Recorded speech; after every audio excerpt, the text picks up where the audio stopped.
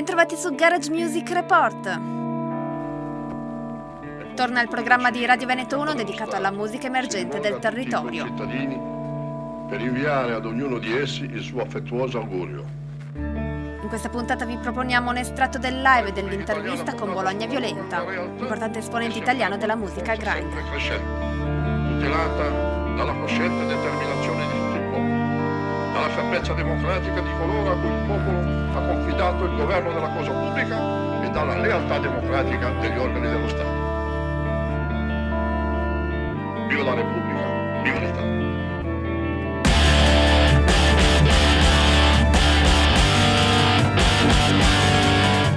Dunque ho iniziato a 7 anni a suonare il violino e a 14 la chitarra, e la chitarra per me rappresentava tutto quello che non era violino, quindi da un lato tecnicamente la questione è più armonica e non melodica, perché il violino è prettamente un violino melodico, cioè una nota alla volta, e con la chitarra avevo la possibilità di fare degli accordi e quindi di fare tutto quello che non mi dava il violino, diciamo. E era una valvola di sfogo, mi piaceva, avevo la chitarra acustica poi all'epoca, mi piaceva zappare le corde e quindi per me era una fuga da tutto quello che era la teoria, la tecnica, i virtuosismi. Mi piaceva fare degli accordi pesanti, ascoltavo musica pesante. E nel 94, quando ho iniziato con i Full Effect, mi sono comprato la chitarra elettrica vendendo il pianoforte per iniziare a suonare coi Full Effect. Quindi potete immaginare le tragedie in casa, come vendi il pianoforte per suonare del heavy metal tipo. E nel frattempo, se nel 2005, dopo una serie di disavventure bolognesi, diciamo, ho pensato di fare questa one man band, che all'inizio doveva essere solo un progetto da studio, insomma. Ho detto faccio un disco e vediamo cosa esce. E è nata Bologna Violenta. Doveva essere appunto un progetto più da studio che altro, però stando in giro a suonare, insomma, una sera ero a Roma al Circolo degli Artisti a suonare con Non Voglio Che Clara col quartetto d'archi, e a fine concerto mi sono trovato con la gente dei Marta sui tubi, con cui avevo già collaborato varie volte, insomma, in studio per altri progetti, e insomma vinti dei fumi dell'alcol e via dicendo, la festa che c'era. Le ho detto dai, perché non mi fai suonare quel progetto nuovo che ho? E mi ha detto 10 ottobre al Banale a Padova di supporto di Oflaga Disco Pax. Io gli ho detto di sì, pensando che fosse una cosa semplice. Poi, pensandoci bene, alla fine era passato un anno da quando avevo registrato i pezzi, quindi non li sapevo suonare perché non li avevo mai più suonati. In più mi trovavo con un concerto che durava 11 minuti e mezzo. A quel punto lì ho pensato di mettere insieme un'esperienza che stavo facendo in quel periodo lì a Radio Città Fujiko a Bologna, perché con degli amici avevamo una trasmissione molto goliardica, insomma facevamo i cretini per 2 ore ogni giovedì sera tipo, e io avevo una finta rubrica di cinema, mi facevo chiamare il dottor Antonio Mazzarre, critico cinematografico, e io preparavo delle puntate da 5 minuti in cui prendevo i film e facevo delle recensioni mettendo insieme cose vere e cose non vere, e alla fine ho creato sto concerto da 20 minuti in cui c'erano i miei pezzi introdotti da delle cazzate.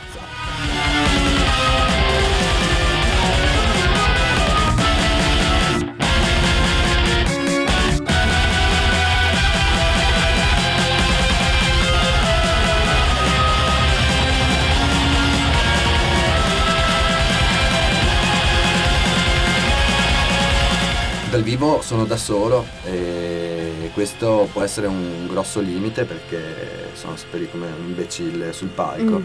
A me piace molto questa cosa perché comunque sei da solo e devi dare il 100%, sei solo te. E quindi mi è capitato dal vivo di piangere come uno scemo. Così mi è capitato di ridi, urli, sono serate che sei stanco, però hai il cuore che fa non ce la faccio e dacci di più. Io voglio che la gente vada via dal mio concerto che magari dice che schifo, però tanto schifo. oppure gli piace e dice non ho capito niente, però mi è piaciuto, mi ha dato qualcosa. Per me la dimensione dal vivo è fondamentale nella musica. Andiamo avanti con il live? Andiamo ad ascoltarci. Allora, i prossimi pezzi sono potrei raccontarvi una storia su questi pezzi.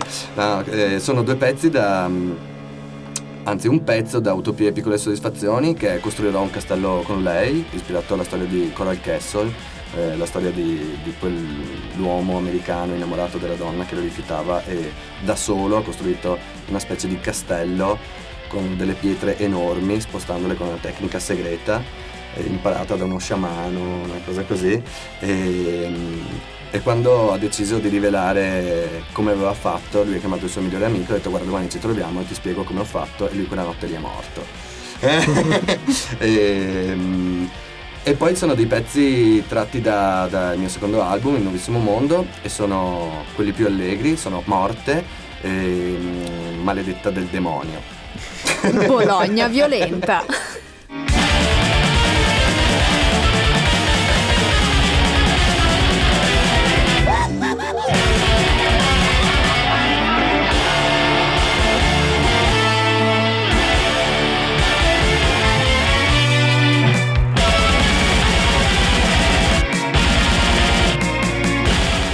Io alla fine, tra una cosa e l'altra, sono riuscito a mettere le mani a un centinaio di dischi, su un centinaio di dischi, come violinista più che altro, al di là delle mie produzioni proprio. A volte capita che in amicizia ti chiedono: ah, mi fai un lavoro sul disco, ti immagini una cosa, poi ti arriva un pezzo che non ti piace.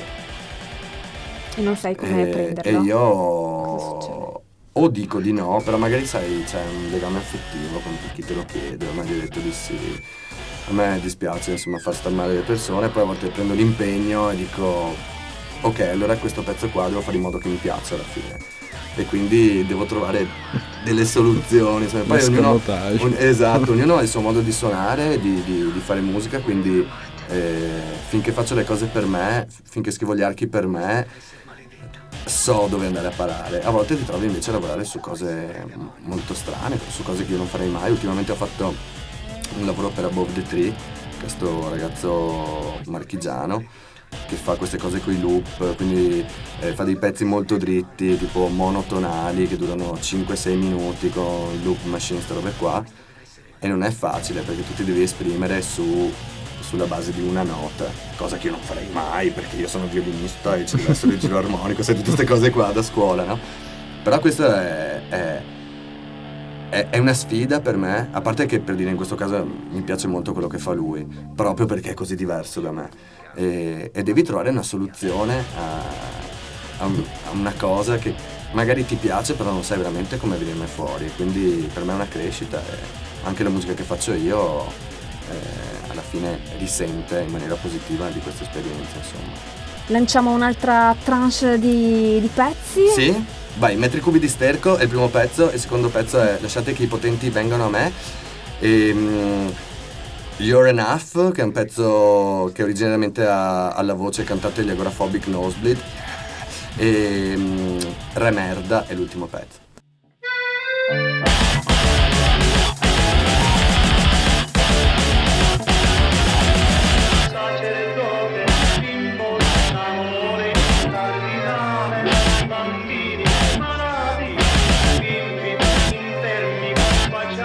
Riesci a vivere di musica? Domandone che facciamo sempre ai nostri ospiti. Allora io dico sì, però più che vivere dico sopravvivere.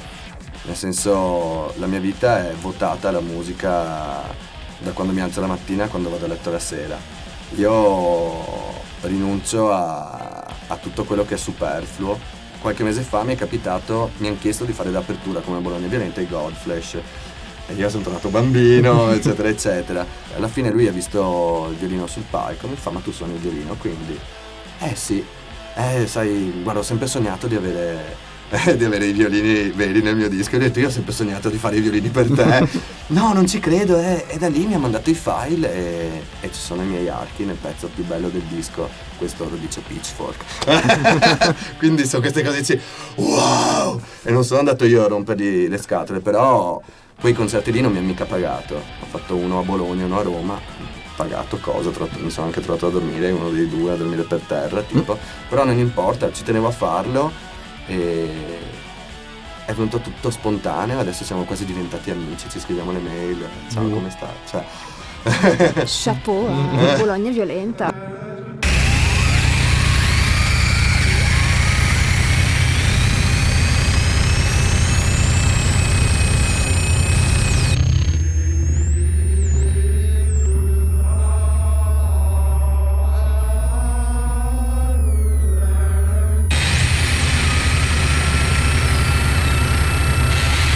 progetti futuri? No, sto praticamente prendendo spunto dalle tristi e raccapriccianti vicende della banda della Uno Bianca e sto mettendo in musica i 27 colpi più truci che hanno fatto questi sbirri. È stata una storia veramente molto triste, è un incubo un po' dover registrare sto disco perché sono storie veramente terribili e il mio intento non è farli passare per Lupin, queste robe qua, è proprio la mancanza di valori nelle persone. A che punto sei? Sono al pezzo numero 11 perché ovviamente li sto registrando in ordine cronologico e non so quando uscirà, sicuramente esce l'anno prossimo.